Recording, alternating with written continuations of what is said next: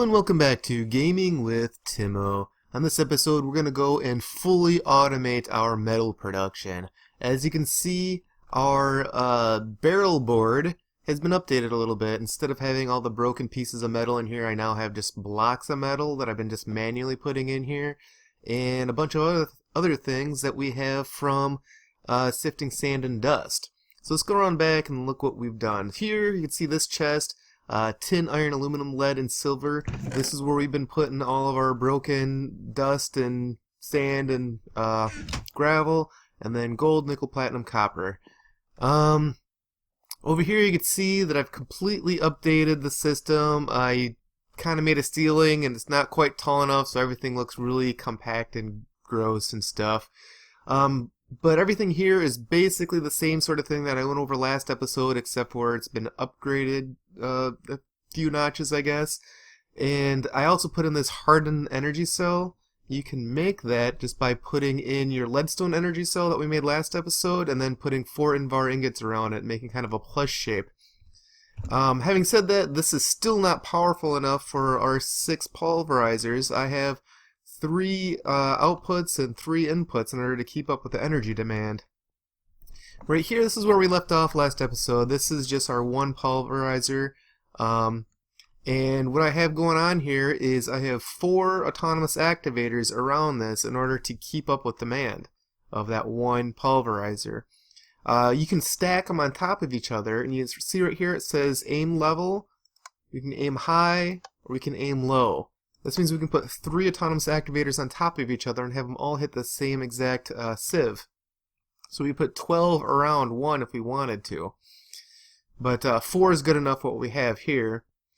Over here, this is our dust production. We have cobble going in here making gravel, gravel making sand, and then sand making dust.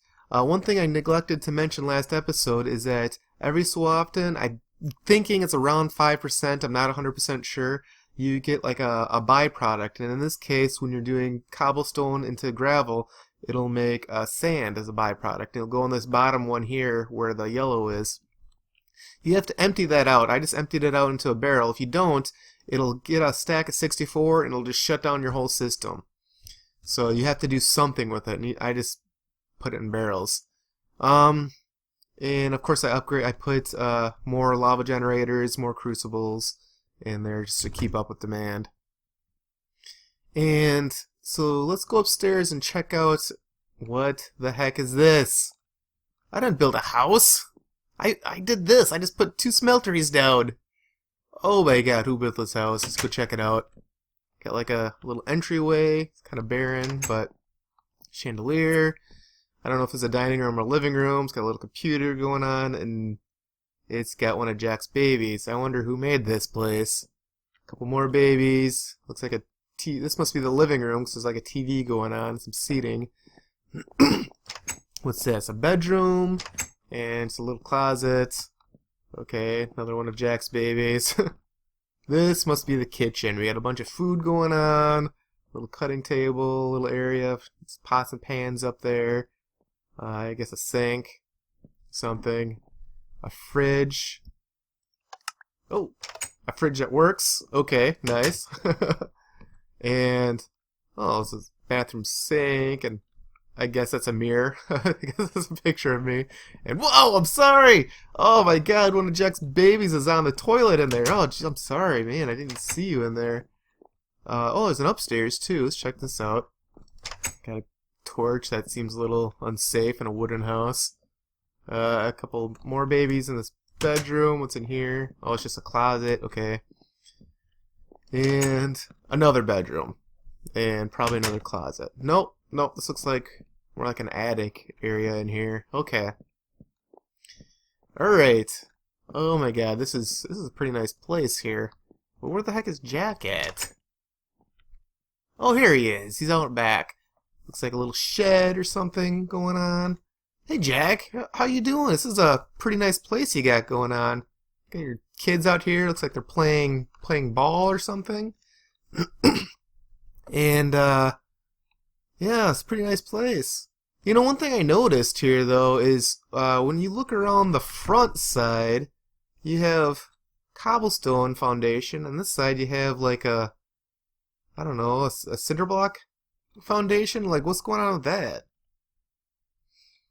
Oh, really? That makes me feel super lazy. He's telling me that basically he built this section of the house right here, you can see, and he was living in it for a while, and then he upgraded and put in a kitchen and a bathroom. He must have had like an outhouse or something before. And yeah, all in the time that I just built those two smelteries over there. Jack, you're making me feel really lazy right now. So, Jack, I got a question for you. You got this nice, beautiful house here. Can I move in? No! Why not? Okay, you got a point. Jack is telling me that he's only got 3 bedrooms and 1 bathroom for him and his 14 babies. Yeah, I mean, I can see how the bathroom and bedroom situation can be a problem, but come on, man. I mean, I'm sleeping like out under the stars. It's not so bad some nights, but you know, when it rains, oh man, it's terrible sleeping outdoors. Oh, you thought of that? Where am I gonna stay? In the shed? Isn't this like your garden shed? Oh, it's nice. You wouldn't put like a bed in here and some gardening tools, I guess. Awesome. Concrete floor. I hope this wasn't like your original outhouse back before you put this expansion on. Okay, well, thank you. You know, I mean, a little shed, you know, it's better than sleeping out under the stars, the elements. I'm glad to see you moved the garden up here and the animal spawning area. Oh my god, there's animals in here. Right before I started recording, there was no animals in here. And now I got 2 cows. That is awesome. It must have just spawned within the last couple of minutes here. Awesome. We can actually get on with some of that Hell's Kitchen quest there. Let's go back around over here and actually work on what we wanted to get done, which is the automating the metals up here. So the first thing we're going to do is we're going to go in here and we're going to grab tin, iron, aluminum, lead, and silver. It's good to go and like mark what you're doing. So we'll just plunk a bunch of that in there. And then we'll come over here, and in here we have a portable tank ready. I just chose a portable tank because it's pretty easy to make. It's just some glass and some copper. You can use any kind of tank you want. So you just take it and just plunk it down somewhere. It doesn't matter where, really. And then we'll connect it up with some fluid ducts. And there we go. And we need to take the wrench and wrench that out. And I didn't mention before, but what I want to do is this downstairs area, I want it to be kind of like our utility area where we run most of our pipes and stuff. And this upstairs area be kind of like the world. And so I want to kind of make it look as nice as I can up here. You know, some places like here, obviously I'm going to have exposed piping, but, you know, as little as I can. So we'll put a pneumatic servo in there, and then we'll right click it with an empty hand, and what you do is you click in here where the redstone dust is, and instead of having it on high, you change it to ignore. And what that does is it basically turns it on all the time without a redstone pulse, so I don't have to have a lever or something here. And it filled it up with molten tin. So what I need to do now is come over here and grab a bucket of this. It looks kind of like milk, but it's molten tin.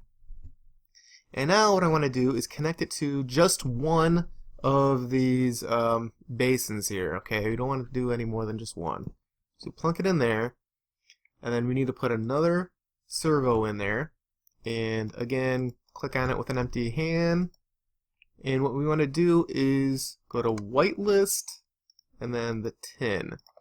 And this what this will do is it means only tin will go into this basin right here, nothing else. So now what we got to do is we got to click on that to output mode, click on that to output mode, and it looks like what we have to do is also put a lever on there. So let's make one real quick here. Whoops. I put put that in the wrong spot. There we go. So it all emptied out. Only place for it to go is right here into that basin. So now if we put as much lead as we want, or I mean tin as we want in here, and it'll go into this basin.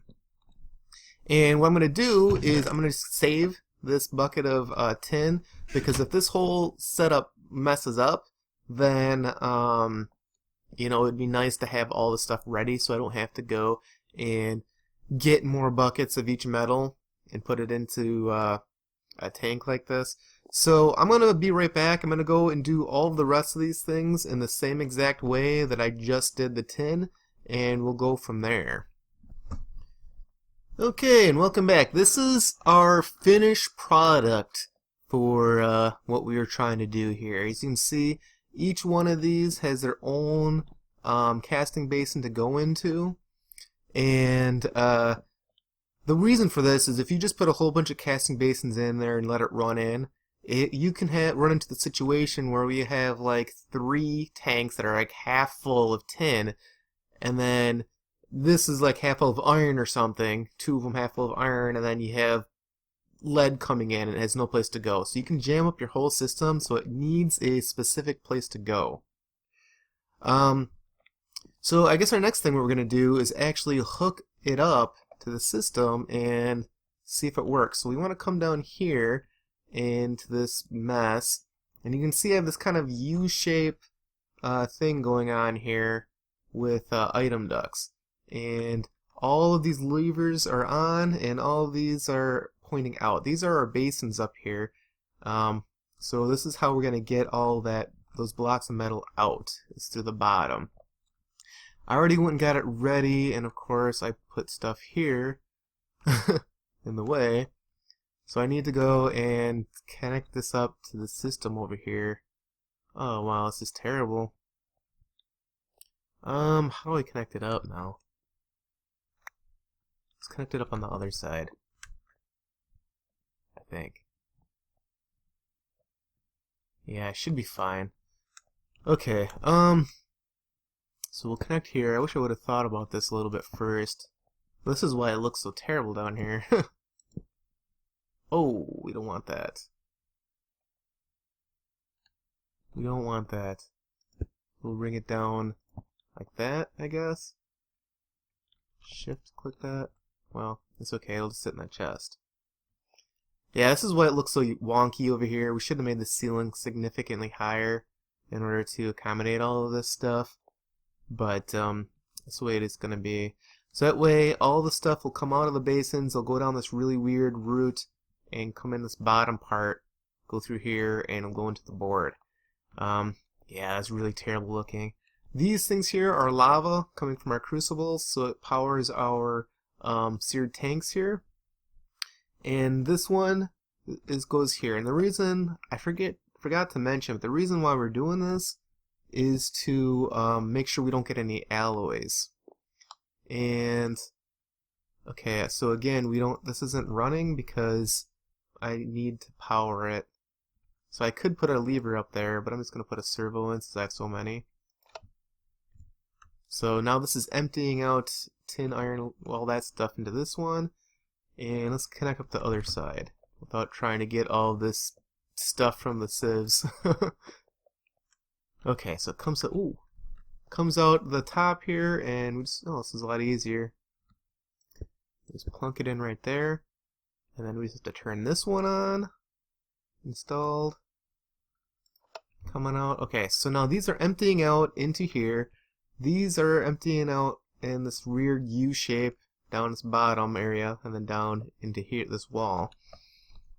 So we should see all of our smelteries. They should be full by the time we get up there, I'd imagine. Get some food here quick. Yeah, it looks like they're working. I think they're working. Find out in a second. Yep. So this has a bunch of copper in it right now, which is what it should have. This doesn't have anything in it. This one was connected up first. Why doesn't it have anything in it? Oh, okay, that's weird. Maybe it finished whatever I was doing. It's got aluminum in it now, which is something that it should have. Okay, and this was a block before and it's not there anymore, so I know this is working. This one's doing copper. Which one's the copper? This one right here. How close are we to finishing this copper? Just about done. Okay, so let's see if it works. So it should be filling up here. Actually, did it fill up already? There it is. It's gone. It's filling up again. Ah, it's working. Ah, beautiful. Nice. This is exactly what we want. And this is plenty high enough for our system that we have going on right now. Alright. Then another thing that we want to do this episode is come over here. Sugar canes. It took me a while to get these sugar canes. I had to go and sift a bunch of dirt to get it. I think I did like 20 dirt in order to get one seed, and then I had to grow out the sugar cane. So we have some paper, and here you can use blank patterns and string as opposed to leather to get some books in this mod. And then this one we want to make an enchantment table, and over here you shove the enchantment table in with the gold ingots and under pearl to make a chunk loader. This is pretty important because if you get too far away from this area and it unloads, or you go to the nether and come back, a lot of times it'll like break because of like leaving this unloaded and coming back. And besides, if you leave, you want it to be running anyway, right? You don't want it just to shut down. You want constant supply of metals. So there we go with that. Around here, another pretty important thing, a chandelier. You probably noticed one in the house. It's just a diamond, 2 gold, 4 torches. You make your chandelier, and the significance of the chandelier is that it prevents monsters from spawning within like a 16 block radius or something from this. And I have had it happen before where monsters spawned inside of my smelteries here, and it actually it burned up and died, and it put blood into the system. As you can see, there's no place for the blood to go, so it just goes into these pipes and just stops. It just stops the whole production of everything, and sometimes you can save it by going and like putting down another basin or casting table or something and trying to siphon it off, or a tank or something. But normally you got to rip all this up and redo the whole thing, which is why you want to keep your buckets around just in case. And then I have a couple extra fluid ducts and a tank just in case like something goes wrong and I have to go and fix this whole situation up here. And then one more thing that I wanted to show you guys, because I just want this right now for my building purposes. Look at this. 8 diamonds, a stick makes a builder's wand in this one. And a builder's wand is pretty awesome. What it does is you can build like a 9 block area based on whatever you point it at. So I'm putting it this, so it'll put down that shape of cobblestone, because I have cobblestone in my inventory. I don't have any wood in my inventory, or I don't have any wood slabs, I'm sorry, so I can't do anything with it. And this works really good if you want to like expand out your platform, so like you can do like a whole line and just like, you know, do it real quick. So this is really handy to have around. I was just gonna build one on my own, but then I'm like, I'll show you guys how to do it. Alright, I think that's it for this episode. Next time, I think our plan is going to be to, to make a dirt factory, because, you know, all this dirt you see around here, it took a long time to make manually. And oh, I got a couple more cows. Look at this. Got a couple more cows. It didn't spawn in the pen, but oh, it's awesome.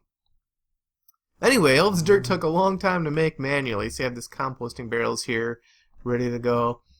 And yeah, I'm probably gonna go and set it up somewhere, maybe out here somewhere, where I'll go and make just another power system like I have over there, and we'll just have it like separate, because it'll take a long time to pump all that lava all the way across over here. It'd be easier just to make a whole new system for it. And yeah, we'll show you how to make a dirt factory, and we'll also get probably oak wood and apples and stuff as well, just kind of on the side. So that'll be fantastic.